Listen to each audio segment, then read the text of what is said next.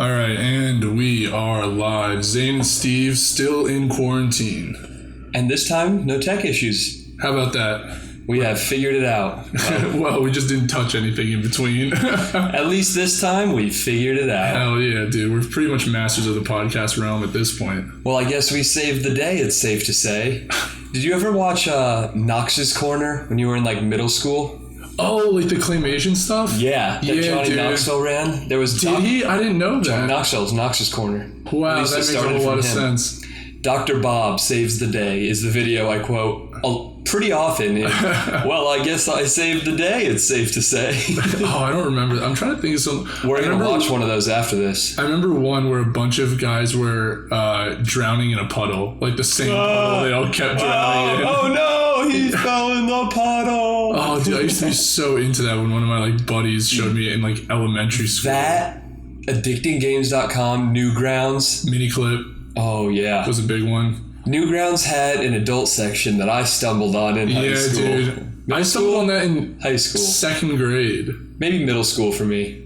Middle school it was. Yeah. But yeah, that was, I think, my first adult content, actually. Oh, 100% for me. Again, 8 years old. God bless Newgrounds. Wow. That explains why you're so twisted up today. Well, because a kid in my class, his older brother had shown it to him. And so then he told me all about it. And then when I got home, I was like, I gotta see what this is all about. This seems crazy. And to be fair, it was crazy. You know, I think I remembered fourth grade, I was told about it. I don't know if it was like fifth grade or middle school when I found it, but I remember Blake, this chubby redheaded kid named Blake that I was friends with, told me about it because like his brother's friend had told his brother who told him about this video, and I think animated. But if I recall correctly, there was a girl and she was on top of an elevator, like, and the elevator shaft was going up. That's why I think it was animated, like a side view. Yeah. And she fought ninjas, and then something ended up happening with dildos on themselves, all of them, I guess. Whoa. Maybe all female ninjas. Something along those plot lines is what I was told in the bathroom in fourth grade. That was the first I heard about adult content. Yeah, dude. I remember tracing that memory back. It's been a minute since I pulled that thread. There was a bunch of series I used to watch, but one of them, and it was maybe the most popular like animated series on Newgrounds, was Retarded Animal Babies. It was, dude, looking back, I don't think I've ever seen that. Oh my god, I'll show you some later. It was like that peak kind of like mid 2000s internet, just like exactly pure shock. Like it was like these animated like little like animals with like really high pitched voices and stuff, and like kind of think like Happy Tree Friends. Yep. If you've seen that, it was like Happy Tree Friends, but also incredibly sexual. Jesus Christ. Like yeah, it was so weird, and me and my fourth / probably fifth grade buddies could not get enough of it, dude. Like, we would just go around yelling, like, I am the fucking fucker, because that was, like, the dog, like, that was his, like, superhero alter ego, that he was the fucking fucker. And we thought that shit, we would, like, yell that at soccer practice and, like, run around. Let's get ready to fucking fuck. Yeah, dude, oh my god. And I'm sure it doesn't hold up. Like, it was pure novelty, probably is why I liked it, but like, and they would also just have like a picture of naked girls on it in it and stuff, and so I was like, yeah, I'm all about this. This is a win for me. Yeah, exactly. This is just all around perfect comedy, perfect story. It had it all. All right, yeah, that'll be one we revisit. That, Dr. Bob Saves the Day. Mm-hmm. What other early 2000s? Well, I mean, there was like the mainstream YouTube stuff I was into. Like when Fred first was a thing, I was in fourth grade, and I was way into that. I remember that. I was way into that. Charlie the Unicorn. Charlie the Unicorn. Never hooked me. Yeah, fair enough. I think I liked it because it was popular. Shoes. Vaguely familiar. Let's get some shoes. Yeah, I'm vaguely These familiar. Shoes rule. Jesus These Christ. shoes suck. These shoes rule. These shoes suck. Yeah, it was. Smosh. Smosh was a big one for me Smosh, too. I watched a lot of. This is a really good stick of butter. Dude, I would get so hyped for the food battle every year. I would go online and I would like vote in the brackets that they had. Yo, I was doing this in Virginia. You were doing it in Jersey. Dude, yeah. Oh my god, Smosh. I used to have some of their music on like my like. They're so fucking fun. On my iPod knockoff. You have a Zune? Fucking loser. No, it wasn't a Zune. It was It was a SanDisk, I think, made it. Ooh, that's one step up from a Walkman. Dude, it was dope because one, you could put like MP3s on it and all that kind of stuff, but it also had a radio like receiver. That's kind of neat. And you could record radio. That's super neat. You can make fucking playlists for your boobs. Yeah, you can make like old school mixtapes with it. But yeah, like there was a song I liked on the radio and I was like, oh crap, I'm like, it's coming up, and then I would like record it and just have that song like in my music. That's sick. You're right. Dude, it was pretty cool. I think I was in 7th grade at the time. Dang, 7th grade I got the iPod Nano when it was like 2 inches by 2 inches square. Yeah, I know the one you're talking about. That like medium Nano where it wasn't brick, but it was like 4 gigs. Yeah. And it works just enough. Oh, my first iPod I ever got was an iPod Mini. And if you look at one of these things today, they are not so mini. But it was smaller than the original. And I got it because me and my brother in 3rd grade had a... what was it? It was a car wash in our driveway where we overcharged for shitty car washes, and my dad and our neighbors would sit in lawn chairs because my dad had also had a cooler with a sign on it that said free bottomless beer. So like all of our neighbors would come by to get their car shittily washed for $20. Yeah, to get which me and my brother were just trying to get there. It's like, all right, I got this part, you got that part, I got this part. All right, spray everything on the inside, wipe it down. Car wash done. Where's our $20? Your dad supported that in the best way possible. Yeah, dude, everyone got a big kick out of it. But yeah, we made enough money with that to buy iPod Minis, and dude, I fucking love that thing. I got a lot of bus mileage out of my fucking iPod Nano. Man, that's crazy that's just like a piece of technology that phased out and we will never see anything like again. Yeah, it has its like own proprietary like charging stuff that like has been completely phased out of relevance. Yeah. Like, there's no reason ever to have a portable music stick. Yeah. When everything in the world, your TV can stream it, your alarm clock can stream it. Actually, one of the guys I work with has an iPod Touch. The only excuse I could think of, well, an iPod Touch is still just a smartphone without data. But he just uses it for music, so it's essentially just an iPod.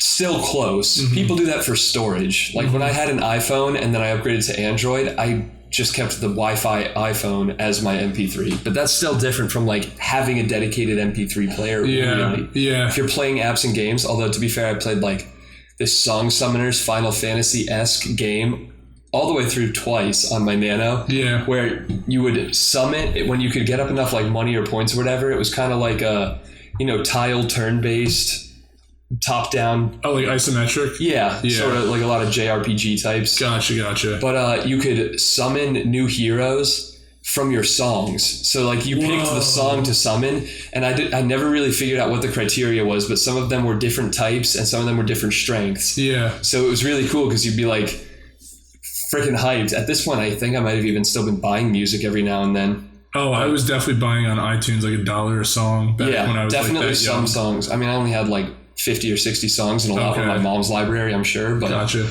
When I got a new song, like that one single that I really wanted, I'm like, I can't wait to see what fucking hero I get out of this guy. Oh, hell yeah, dude. That's such an added layer of hype. Elementary school bus rides, goddamn. Do you remember which song gave you your favorite hero?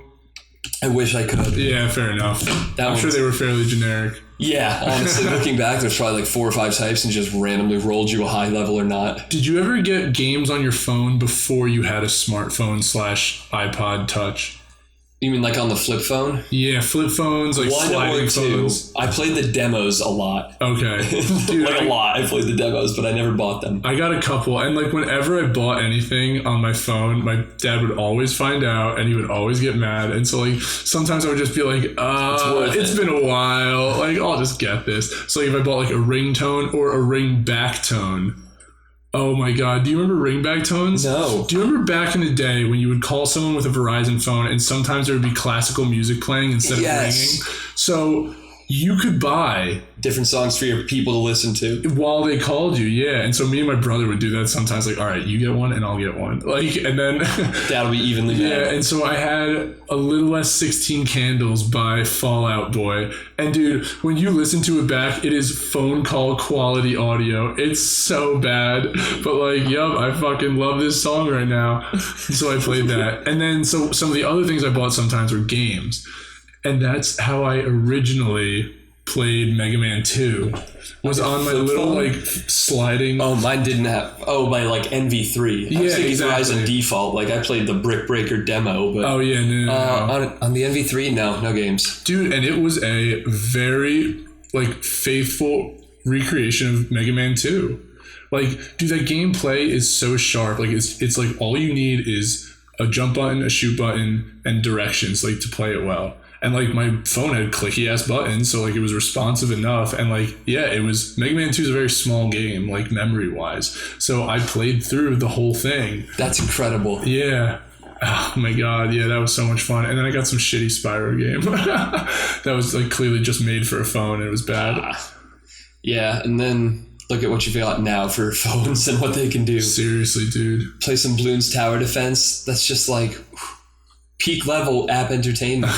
Dude, you can emulate a Nintendo 64 on this thing. You can play Mega Man 2 on your phone. Dude, I could emulate an N64 on an Android device when I was a junior in high school. Maybe sophomore.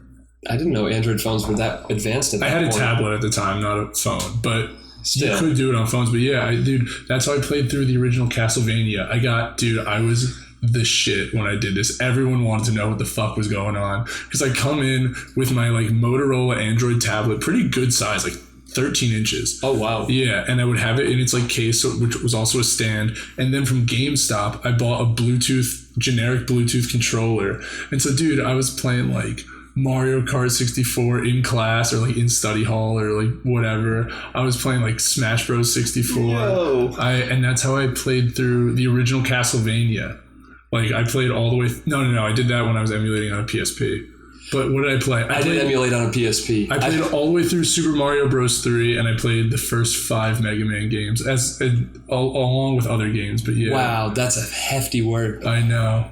I broke into a good number of my devices and games in high school. Like I definitely jailbroke my iPod Touch. I jailbroke my iPhone. Yeah. I jailbroke my PSP so I could just download ISOs and rip games. Dude, emulating on PSP was so dope. It was such a fun controller to play with. It was so easy too. I put probably 200 hours into Monster Hunter Freedom Unite on the PSP. But yeah, I jailbroke the PSP. I homebrewed my Wii. And then I torrented and modded the shit out of so many computer games. And then almost never played them. I actually did a couple of Xbox 360 at the time. And not really PS3. Theirs was better. But I did actually some like modding and hacking stuff on the Xbox 360. Oh, word. With like spoofing shit with the memory card and then editing your files and like I vaguely remember it, but yeah, I got an aimbot on Modern Warfare 2 at one point, but I didn't play Modern Warfare 2. I wanted to try to follow the instructions, and I got banned real quick. They're good about finding shit like that. Although when you go to like old Call of Duty games, like I remember They're like fucked now. It was maybe like during the time of like Black Ops or something, maybe even later. Great game. But my brother, he was a big World at War kid. Those are the two I liked. That was really the only one he ever got into was World at War. So he tried going back and playing it, and dude, the servers were just every single person's modding. Like you don't play if you're not modding. Yep. I played with, I forget what fake name we've made up, most recent ex's dad. He played World at War online, and he wasn't good at it, but that was like the one video game he would just dick around on and shoot. So he and I would pass the controller back and forth and play World at War on this Xbox 360. One of my friend's dads played also, and I remember we went over and like someone was playing, like me, my brother, one of our friends or whatever, and they were playing Capture the Flag. Which one's that? Is that just called Capture the Flag, where there's like the 3 flags around, you want to take control of them? Oh, is that Domination? Maybe Capture the Flag. Whatever Domination. It is Domination. Yes. And like I remember whoever was playing was just going for kills, and like my friend's dad was like, "That's not how you win the game. You win the game by like going for the flags." Or like, "We only care about KD here. Like nothing else matters but KD." Like Carter got real into Call of Duty for like several of them. I played World at War and Black Ops Online a lot, but he played also like Black Ops 2, maybe 3 also, Modern Warfare 3, 4, whatever they're on. And then I got Ghosts and never really played it. I only played those 2 Call of Duties and then Battlefield 3 and 4. Mm-hmm. But I put a ton of time into those games. I was very faithful to Battlefield. Yeah. Did you see that new Call of Duty that just came out, Warzone? No, not really. So I think it's like a Call of Duty battle royale kind of game, and it's free. Good. And it's free, and here's the big thing: it's cross-play between everything. They finally did it. So like, I'll play that with you if you want. Hans is a PC gamer. Our boy at work, Manny, is a Xbox gamer primarily. He has a PlayStation, but he prefers to play things on Xbox. And I have a PS4, and I think that we could all cross-play together. I'm Team Xbox for the moment. Yeah. I'll play. Maybe. If we are in a squad, I will play shooters again. Yeah, I feel like because I'll only play when we're in a squad. Yeah. And I won't care about KD. Yeah, I feel like that could be a good time. But yeah, it seems like... if we get quarantined, let's pick that shit up. Yeah, exactly. That's what we were saying. Like, if the quarantine comes, there's going to be a lot of that, probably. That's dope. Because I've never really been into Call of Duty. But if, like, all my friends, like, play it again, it's like, exactly. I think I could jump in. Yeah. I think I still have enough shooter reflexes that it's not too hard. Mm-hmm. You play a lot of games, but not many shooters. Yeah, I really don't play many. It'll be fun. Yeah, that could be a good time. I really want us both to get VR. That would be such a blast. Oh, man. That's just pricey, dude. But at some point, you're going to get there. Yeah. I don't know when, but at some point, it'll be cheaper, too. Well, they're improving it at like a steady rate with the price. That's true. It's dropped from like $1,500 to $1,000, even for the Valve Index. Yeah, which has like finger tracking and all. I feel like stuff like that I usually get off like Craigslist or Facebook Marketplace anyway. That's how I got the Switch. Yeah. Wow, it feels nice to talk about video games again. I subscribed to Game Informer in high school, and I read them religiously.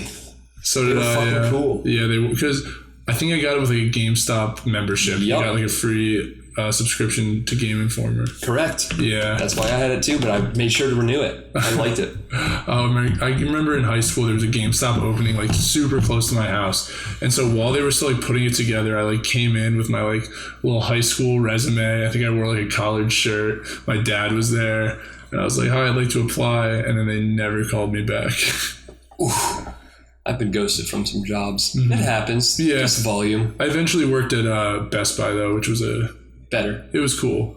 Yeah, it was different. I like definitely got more tech stuff. Like that's how I got my first wireless earbuds, my headphones, a speaker, like all. That's a good choice of employment for like a retail. Yeah, job. Exactly. That was kind of always my like thinking behind it was like, yeah, when I'm here, like better than McDonald's. It's a shitty job, but as far as like retail jobs go, it's probably got the best perks. Well, I did McDonald's. You thought, what is a job? Oh, dude. I thought for about 3 seconds, McDonald's is job. Like, that's what you always hear, like, the stereotypical minimum wage work is like, you don't see someone at McDonald's being able to afford a $300, like, medical bill. I wonder if McDonald's is upset that their good name has been dragged through the mud like that. I mean, it makes people think of that wanting to work there, like you clearly did. I did, and it was a time. Glad I don't do it anymore, but some of those night shifts were a fucking blast, man. But honestly, dude, a better job than retail or probably McDonald's was delivery driver. Oh, I wish I had done that. Oh my God, dude. It was like, the thing is, it's not sustainable for a long time because you end up just doing so much pointless damage to your car. Yeah. Like, it's not like a long-term thing, but dude, it's like a high school, college job, like... Dude, doing delivery, it's like all the perks of being a waiter or waitress, like all the tips and everything, and like under the table tips, which was awesome, but you don't have to deal with people for nearly as long. That's pretty true. And you get to jam in your car. Oh, there was a couple orders I fucked up though. Dude, so there were two in particular that stuck with me and I think legitimately gave me nightmares because I got more stress nightmares from pizza delivery than I ever did from school or anything else. But in one of them, my phone just stopped working. And so in between my shifts, I went to AT&T, got a Go phone and like put my SIM card in it and like was just like, I hope this works. And it was so shitty that Maps just would not work. And so, dude, I got these people their pizza so fucking late that by the time I got there, it was this like sweet old couple. I was like, hey, I'm sorry I'm so late. Like, I know, dude, I got totally lost. I was in some town that I didn't live in. And like, dude, thankfully I would call the pizza place and my brother was like kind of one of the managers there. And he had been driving there for a while, so he knew these streets. And they also had a big map of the whole county. And so he would talk you through it, navigate you. Yeah, exactly. And so like, but he would even be like, I think I know what that is. And then at one point, I think my phone my phone died. because it was so shitty. It was so shitty. Like, it was like dying fast and it could take a charge.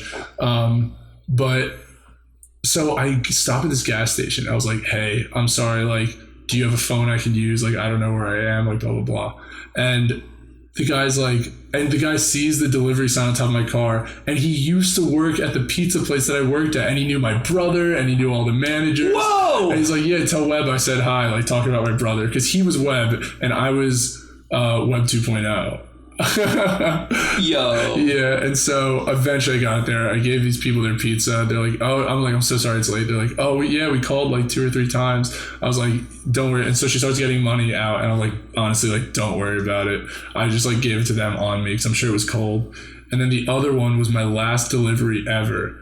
It was, my God. Dude, when you got a big ass order, it was in like one of these extendo pizza bags, right? That would like carry 10 pizzas. Gotcha. And so I had to carry that. I took that. There was one in a hotel, and then the other one was like an office party. And so I take the one to the hotel. I park way too far away, and I'm carrying these like 10 pizzas in this bag, just like hanging. So I drop off like the 2 on top or whatever, carry the whole bag back to my car, put it in, get to this office. Dude, from that walk, like, these pizzas were so fucked. Like, out of like the 8 they ordered, I think 1 was good enough. And then I had to go Temperature, back. or they got fucked up? Like, they got fucked up because, like, for me, like, carrying them around, like, so, like... They got sloshed? Sluggish. Yeah, they just got all sloshed up. Like, they were just fucked. And so I go back to the pizza place with these pizzas on me because they're not keeping them there. Did the office party turn them down when you got there? Yes. Oh my God. As was their right, because they were so fucked. But how painful rather than you realizing it ahead. Dude, so I bring it back, and like one of the managers is looking through the pizzas and how fucked they are in front of me. And they had to make 8 new ones and give them without 16 pizzas without charging lost. For any of them. And I had to be the one to drive it back to these people and walk it very carefully. Yeah, and like as the guy who just came in with all their fucked up pizza that was like they've been waiting for lunch. Like they were definitely all so hungry. Oh God! And then you quit? No, that was my last day. Oh my God! Yeah, I just tripped over the finish line completely. Bye. Oh God! Yeah. Don't hit you on the ass on the way out. Those 2 were my like nightmare deliveries. That sounds rough. Yeah. Work now is better. Yeah, for sure. Coffee somehow machine. Feels like lower stakes, even though I'm building naval submarines. It's not your shame on the line. Yeah, exactly. I have peer reviews now. Dude, facts. Me finishing all the documentation to close this big project today consisted of me sending 4 or 5 documents to 2 or 3 of my favorite coworkers saying, please help and review this. Nice. I need you. Yeah. I can't proofread these all. I cranked out like 5 or 6 full memos today. Yeah. Well, or like wrapped up 4 and wrote 2 from scratch. Yeah. Which is probably a week's worth of productivity at the office. Damn. I was writing furiously, sitting on a freaking bar stool in my apartment. Oh, not comfy. But hopefully now that the deadline has passed and we're chilling, it'll be a little bit nicer to work from home. Okay, and I was just thinking about how this might be awkward because we probably just cut a bunch out of me thinking. And before I lose it again, I would say it had me thinking about how I have been so unable to like focus at work lately. Like, because between the wrestling tournament you just coached? Yeah, the fact that I just took some time off, but that's like not as big a deal. But between the fact of this rumor mill spreading, like I've heard probably 5 different variations of like, oh, have you heard we're gonna get like cut for quarantine? Like we gotta get cut in the next day, gotta get cut by the end of the week. Maybe they'll give us like the weekend and then like not bring us back Monday because these 2 people got it and all this other kind of stuff. So that is constantly circulating. And dude, everyone, when they hear a supervisor or a manager like start a conversation, we've all started like hushing down to try to hear like, oh, like what are they saying? Like what do they think's gonna happen? And I don't know, dude, not to bring it back to the same topic as the last episode, but it has been so on my mind lately and on everyone's mind in a way I've never seen before. It's really weird, right? I was thinking earlier, thinking out loud at work, like, I've never lived through something like this. And then I realized like no one really has. Yeah. This is kind of like a societal first. Since like SARS probably. Yeah, and even that was like much more contained. Yeah. So there's been scares, H1N1 and avian swine, every flu and Ebola, but this is the first one that's gone big. Yeah. Like the last legitimate pandemic that I think, not in terms of killed people, because there have been deadlier diseases that are just like quiet or like a far off place and don't spread. But I think the last time that there was like global pandemic like this might have been 1918. Wow. Which means that there are few, if any, people alive today who have lived through a pandemic. And at that time, there was no internet, and they probably were unaware if it wasn't in their area. And they were also probably children. Yeah. Who didn't have like this like social awareness that an adult going through that time period would have either. So this is literally like a first for all of humanity that's alive right now. Yeah. Damn, that's so true. Kind of neat when you paint it that way. Yeah, really. This is a real trial by fire of how would we do, and I don't think it's great, but yeah, we're warming up. Reggie Giga, slow start. But yeah, it's so on everyone's mind, and with all like the cancellations and stuff, I just came back from the NCAA tournament, the nationals for club wrestling, and what we kind of had like figured while we were there is like, oh my God, we might be the only like national level sporting event occurring in the country.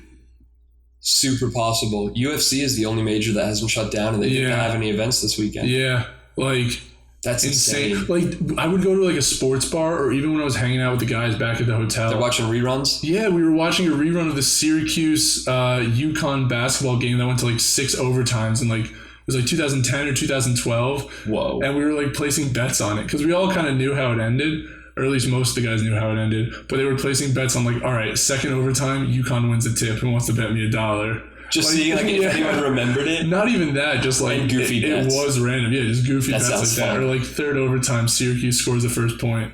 Like just stuff like that. That like no one should know. Yeah, and no one but did you're know like in the making room. Dumb fake guesses about. That fun. Exactly. But yeah, it was so strange like watching that. I didn't make any bets. But and also just like, I don't know, it was such a weird tournament, dude. Like a lot of schools couldn't go, a lot of schools being pulled mid-tournament.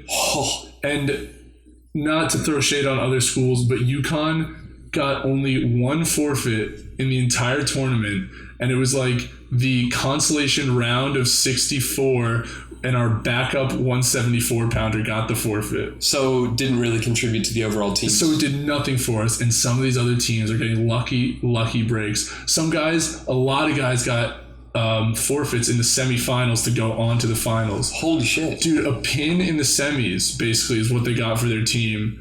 And that is so many team points. We got so screwed. Dang, that's terrible. Yeah. But it is what it is, man. And we had a great performance. We had 3 guys All-American. Hell yeah. Shouts out to them. So fucking proud of those boys.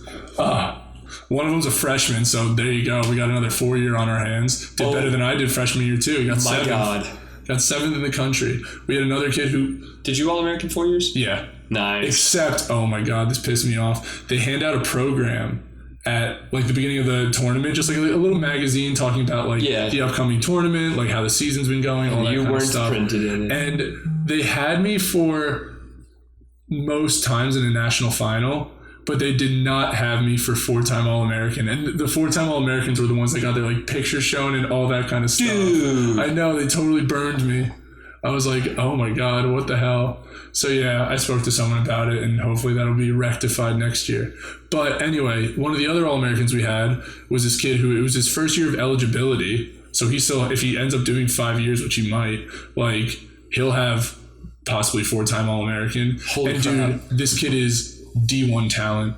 In one of his, so the first match he lost was to the national champ, and he was this kid's only takedown. He was the only one who took him down for the entire tournament, and it was oh my God impressive. It was full high crotch lift, grab the shoulder on the way down, and stick him right there, but he didn't stick him, and he ended up losing the match in the end because he literally didn't wrestle for almost the entire season. Like he got the minimum number of weigh-ins to compete at regions. Like he was, I don't know how he's so fucking sick at wrestling. 184. Damn. Yeah. What a beast. Exactly, dude. And so so then he went to the consolation bracket, and then in one of his matches, he tore either his meniscus or It was in the blood round. It's either his meniscus or his MCL or something. And in the first period did that. He's hobbling like all over the place, like in between whistle blows.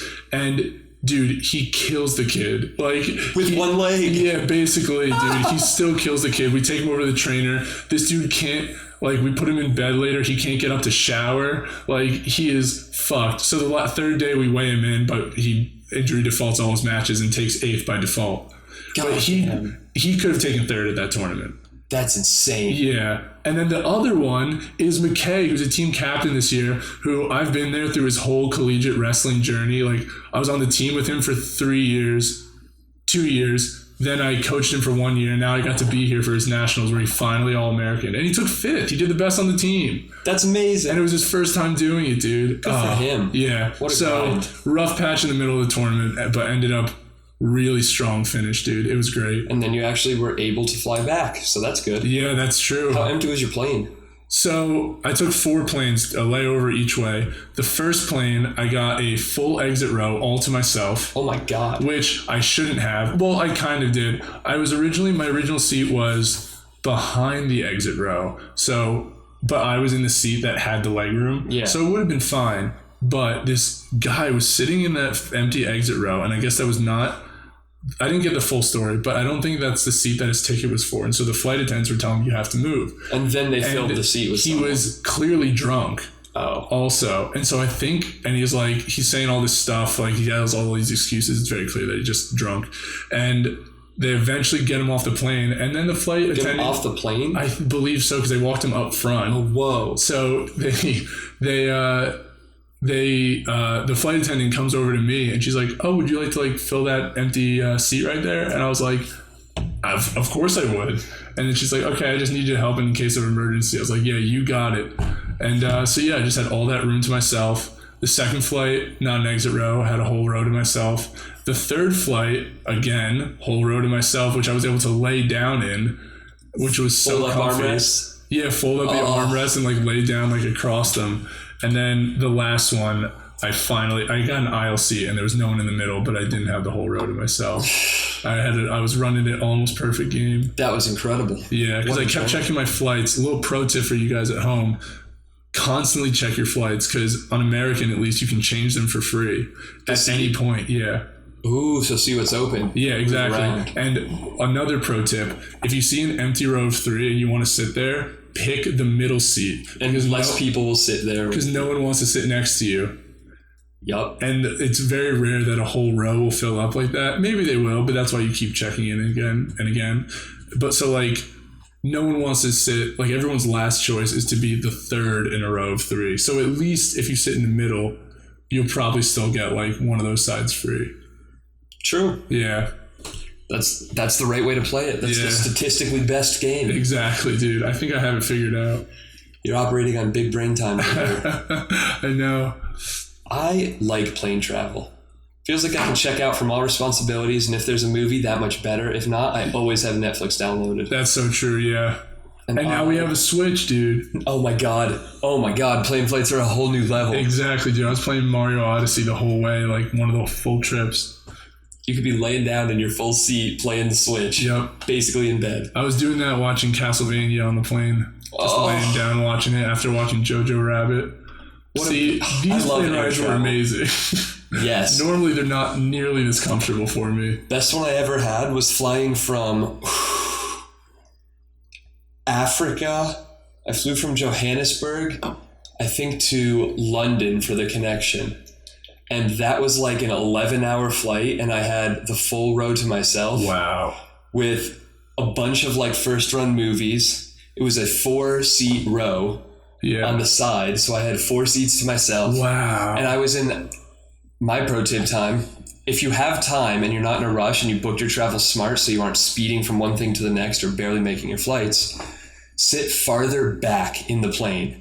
There are A, usually less people, B, less effort to get to the bathrooms, C, more open space above your head, and D, proest tip, if you're close to the back of the plane, the stewardesses only have to walk a tiny ways to get snacks and stuff for you, which makes it much less of an inconvenience, much faster, and they don't have to walk past a ton of other passengers showing the stuff and getting more requests. So when I rode in the back of this flight, this overnight had free alcohol also. Whoa. So I had 4 of like the single serving wine bottles, and I asked for some like, hey, do you have like any extra meals? I'm kind of starving. It was a long day of travel. And the flight attendant literally is like, bro, I'll hook you up. Dude. And he brought me, again, 4 bottles of wine over the first like 4 hours of the flight when I was just watching. I cranked out like 3 movies and then slept 5 hours. Wow. But he brought me 3 meals for dinner and 2 for breakfast. And I could almost not finish all the food. I've never had that stuffed. I've never had that feeling on an airplane in my life. It was the most rejuvenating 11-hour travel I have ever taken. Oh, British Airways, fantastic time. Oh, why isn't there any in America? They were literally in the back section, so it was like 4 seats, 4 seats, 4 seats. Maybe 3 on the side where it tapered. I might have had 3, but enough to lay down. And I think there were like 6 people spread, like 2 on the side, 2 in the middle, 2 on the other side. Jeez. So we not only had like rows to ourselves, we had like rows next to us to ourselves. Oh, just a lucky flight. Gotta love it. No virus plane, at the time. Yeah, seriously. It was a special thing. Forever waiting for the next flight that feels like that one. Sometimes I end up making friends with the people next to me if I have to sit next to people. Not usually. Occasionally. But there was this one old lady sitting next to me, this like sweet old lady, and all I had was my like black coffee and my like little airplane biscuits. And then she, from the airport that she had saved, whips out a whole lobster roll. And so she whips that out, and I'm looking at my shitty little meal, and I say, I'm gonna be honest, I'm pretty jealous.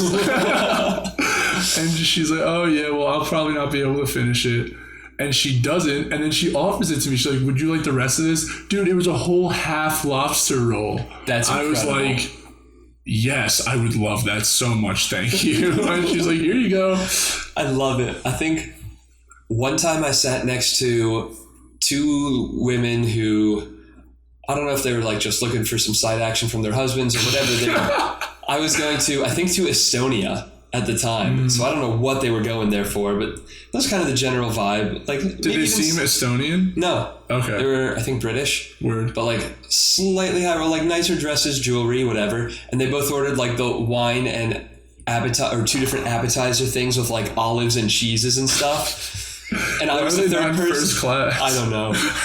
But like, I was the third person in the row, and they literally like bought me a glass of wine, shared a bunch of the olives and cheese they didn't want. They're like, oh, here. We chatted the whole flight. That is so pleasant. That was the most pleasant. On a trip back from Iceland, I was chatting with the girl next to me for a little while. And then the coolest one was when I was living in Sweden and went to take a flight out of Copenhagen down to Berlin to take my MCAT in 2017. I sat next to a girl on the flight, and we just like struck up a conversation like, oh, clearly like you're abroad. She's like, yeah, I'm in Copenhagen. I was like, oh yeah, I'm over in Lund across the bridge. And we start chatting about where you're from. And I'm like, oh, like right now I live in Connecticut. She's like, oh, no way, me too. And I'm like, yeah, I go to UConn. She's like, oh, I'm sure you get asked this all the time, but do you know? And I'm like, yeah, fucking right. Here we go. 22,000 people at the school. I like to think that I had some connections, but not likely. And she goes, blank, my Big's girlfriend for the long time. Oh, wow. At this point, they'd been dating for like a year and a half already. And I'm like, not only do I know her very well. Yeah. She has been in a very interesting relationship with someone very close to me for some time now. Yeah. Turns out this girl had grown up like next door to her, and they've been friends for like 14 years. Damn. And I was just like, yeah, met next to each other on a plane. Dude, there was one time, this was actually at that last homecoming we went to, post-graduation. And so I sleep in my friend's house and then wake up in the morning, and then we're just like chilling in the basement, you know, trying to clean up a little bit after our shenanigans. And then this girl comes down. Cheese whiz at each other in the dark. Yeah, exactly. And so this girl comes downstairs, like, who was like, I don't know, hanging out with one of my friends who lived there. And she's like, oh my God, do you know, she's like, I met your uncle. And I was like, I've never seen this girl in my life. I'm like, Kenny? And she's like, yeah. I guess they were at the same funeral. Like, they were somehow related. And I've never met this girl in my life because he's uncle through marriage. Yeah. And so, yeah, and I don't know. And so then I got these flashbacks, my uncle saying, hey, do you know this girl? gave me her name, whatever. I was like, no, I don't think so. Looked her up, didn't recognize her. He's like, yeah, because I asked if she knew who you were, and she said, yeah. So I guess, yeah, she knew who I was, but I'd like never met her. And it was like the craziest thing to like wake up to hungover, like this random girl that knows my Uncle Kenny. I love small world stories. Yeah, they're pretty great. I have a couple of them, but you know the best one. Yes, dude, tell it. Carter's now ex. I think amicable, great gal, so going into this with all positive intentions, but when I lived in Virginia, I was in 8th grade. Carter was in 7th. Mm-hmm. The summer before 8th grade, summer after 8th grade, right around then, we went, or maybe during the 8th grade year, we went on a cruise out of Florida with a bunch of my mom's family. So like my aunt, uncle, and cousin came from Tennessee. My grandpa, my grandma, uncle came from Connecticut. We drove down from Virginia to Florida. We all got on a cruise together, and I love cruises. I think that was I've never been on one. That was the second I've taken, and it was a blast. Hell yeah. But yeah, big family cruise. Anyway, when you're on these cruises, especially as like a teenager, you're basically allowed to run feral. Like there are pretty much no real dangers. You're gonna be on the ship. If you go overboard, like, people sound the alarm, but you try not to do that. Yeah. The buffets are open super late. Like, you know where you have to be. Like on a resort. Yeah, except literally you can't get lost. Like, you're on the boat. Yeah. So you're allowed to do whatever. You hang out with like the kid groups that they have organized, but then you go and wander off and do your own shit. Yeah. And Carter and I do that for the duration of the cruise, and down in like international waters, Mexico, out of Florida when we lived in Virginia. And we keep in touch with some of the people. We trade numbers. I think the first time I ever sexted was like months later with a girl from that cruise. I was so close to asking, like, did you have a cruise girlfriend? Not during, but I think we that was a little weird. You don't know what you're doing as a teen. You had a fling, dude. You had a little cruise fling. Thank God that phone is burnt, dead, and buried. And I never saved anything because that's sketchy. Now that I'm leaving That's kind of fun. That's kind of fun. I don't know. And that's a different person from this story anyway. Let's be very clear. Oh! Jesus Christ, no. Yeah. That's a different person from the cruise entirely. Okay. Different girl. But stay in touch with some. And a year or so later, we move up to Connecticut. And at one point, every couple of months, I'll like text random friends and just like try to catch up or not lose friends. It's a nice thing to do. And I was texting the person who is the topic of this story, like, oh, where do you live again? She's like, oh, Connecticut. I'm like, no way, we moved there like 5-6 months ago. My dad just moved up. And my dad moved to a different town than us. So this is a key part of the story. I was in his town with him. And every Friday we kicked it off with grocery shopping at Walmart. So I'm wandering around texting. She's like, what town again? She's like, oh, like Windsor, South Windsor, or North Windsor, whatever Windsor we lived in. Yeah. Wyndham. North Wyndham. Perfect. Connecticut town names, man. I didn't pick them. I don't know. I got Willington and Willimantic confused for the longest time. Like, even while living in Willimantic, I think I still would tell people I lived in Willington. Yep. Easily. Yeah. And they're like next door. So anyway, she's like, oh yeah, North Wyndham. I was like, no way. My dad just moved there. We're at the Walmart right now. And she's like, the Walmart in North Wyndham? I'm like, yeah. She's like, I'm in aisle 30 and we were in like aisle 29.